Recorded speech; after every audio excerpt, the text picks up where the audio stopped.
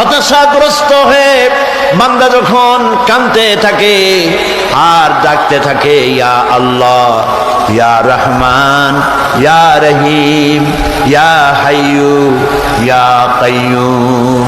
একটুখানি তাহাজ্জুদে ওঠেন, গভীর রাত্রে ঘরের সবাই যখন ঘুমানো, আপনি তখন উঠুন, উজু করে একা একই রুমের ভিতরে ঢুকে তাহাজ্জুদের নামাজ আদায় করে চোখ বন্ধ করে যদি ডাকতে থাকেন মধুর সুরে, ইয়া আল্লাহু, ইয়া রহমানু, ইয়া রহিমু, ইয়া হাইয়ু, ইয়া কাইয়ুম।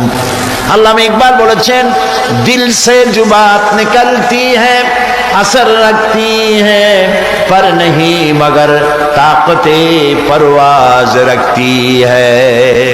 দিল থেকে যে কথা উচ্চারিত হয়, মুখের কথা আর মনের কথা ভিন্ন রকম।